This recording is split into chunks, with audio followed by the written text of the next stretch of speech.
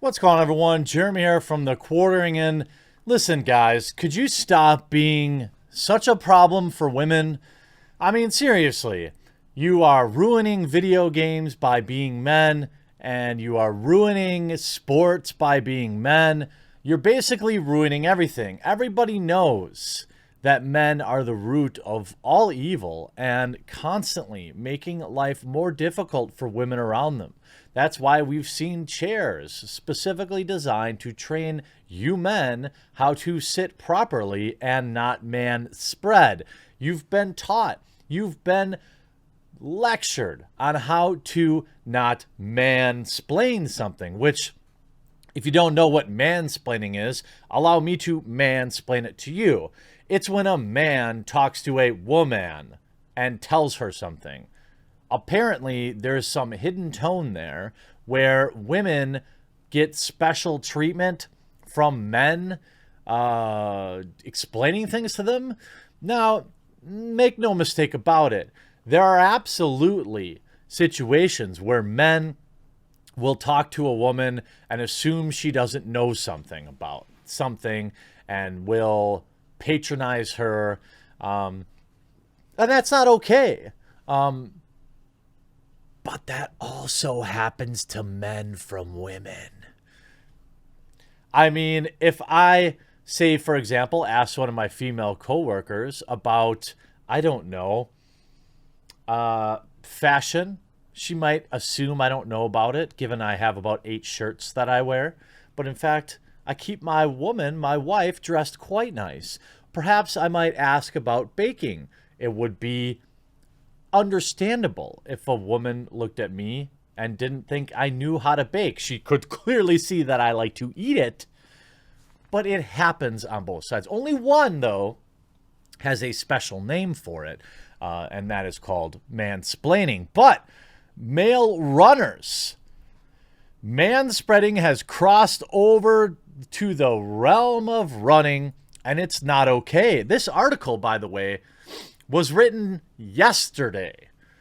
I don't want to hear from anybody who supports this article, who retweeted this article, who wrote this article about the situation going on around us being so scary.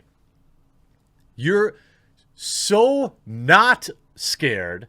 You're so fine that you found time to be offended about how much room men take up when they run.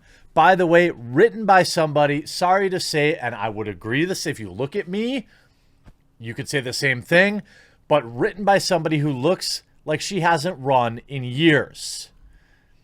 Something has been bothering me during my mandated daily exercise during lockdown.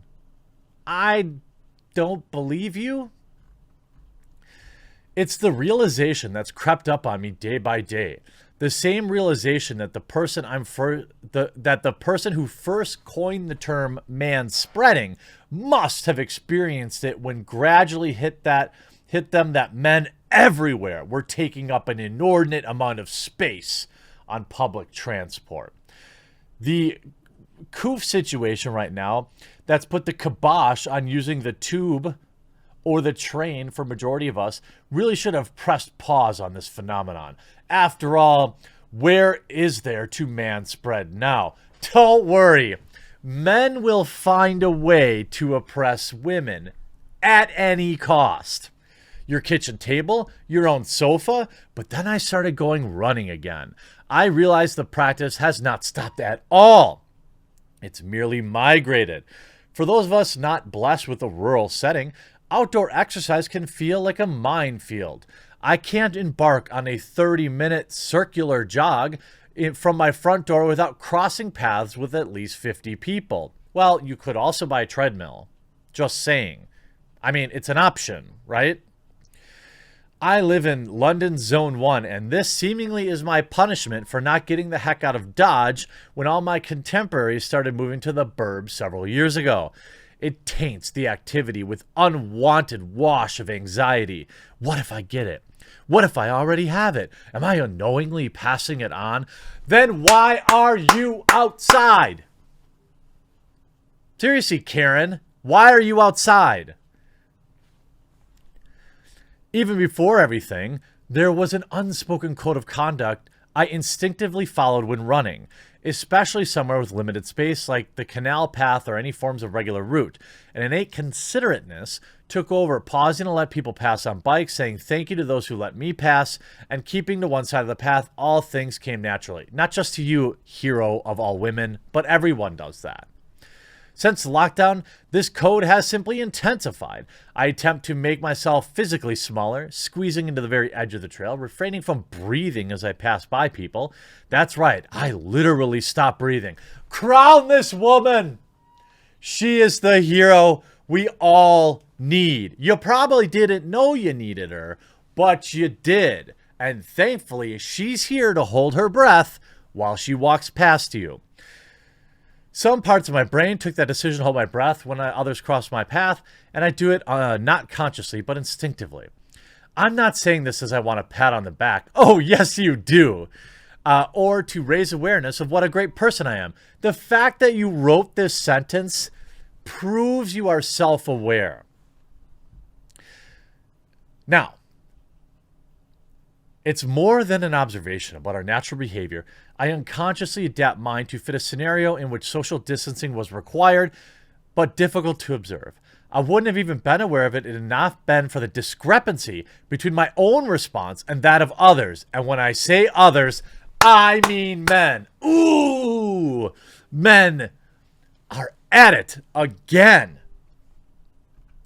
Yes, I know. Hashtag not all men, but hashtag a considerable number of men. Yes, based on your alleged 30-minute jog every day in which you pass no more than probably 50 or 100 men in total, you are now going to apply what the locals around you do to the entirety of men, or as you put it, a considerable number of them.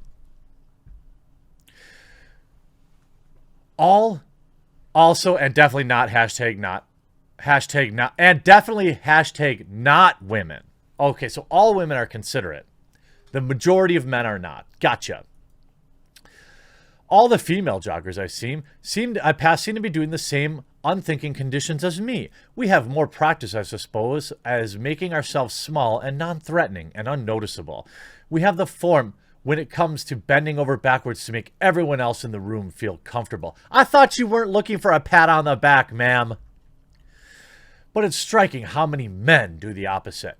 They choose to plant themselves instead of the middle of the path, arms and legs pumping, striding out flat. They make no allowances, no exceptions, seemingly unaware that the person they're approaching is doing a frantic parody, unaware that the person they're approaching, is doing a frantic parody of Viennese waltz to try to adhere, under such circumstances, impossible 2-meter rule.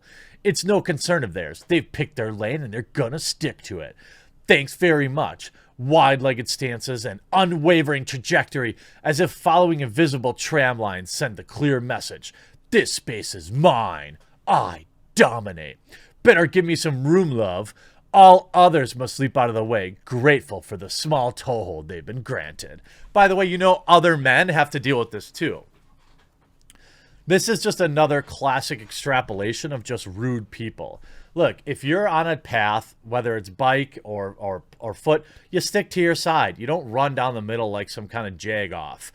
The fact of the matter is, maybe some people are doing that, but you went to The Independent to write an article that talks about a considerable number of men.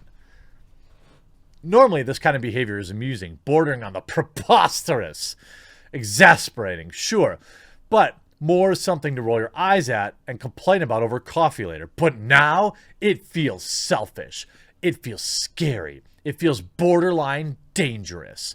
As they pass, limbs moving like pistons, chugging forcefully out through their mouth like an unstoppable steam engine, I think about how I would feel if I lived with someone vulnerable or was vulnerable myself. Then don't go outside. This is exactly what I'm talking about. The whole world can't shut down because a few doomers are living in fear because they can't turn off CNN, all right? Look, if you're 60, 70, 80, Not only should you be able to stay inside, but I strongly support government assistance to those to help make it easier on them, whether that's cash or food or whatever the case may be. All right? 100% support that.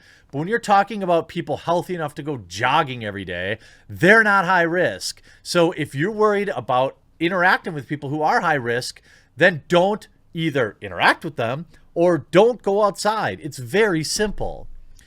Again, she says, hashtag not all men. But if women's contouring to fit its unconscious, so too is men's ballooning to fit up as much physical space as possible. Wow. Thanks for that informative scientific take, which involves, let's see, the testing of your neighborhood, where I'm sure you go jogging for 30 minutes a day. Now, maybe all you need to do to change that dynamic is to become aware of how wired you are. Maybe all you need to do is acknowledge and fight that urge to expand. Now, so if you're a man reading this, just think about it before you spread and make sure it's hashtag not you. No, sorry. If I'm going outside jogging or whatever, not like I'm gonna jog. If I'm going outside and you're going outside and you're worried about getting close to people, then put yourself in a spot where there aren't a ton of people. This is also someone that probably is fine going to the grocery store, interacting with shoulder-to-shoulder people, is fine going to Walmart or Meijer, whatever the UK version is of all that. This is ridiculous, but sorry, men. You heard it. You heard it here first. Get your stuff together, you horrible manspreaders. Hope you enjoyed this video. We'll talk to you again real soon.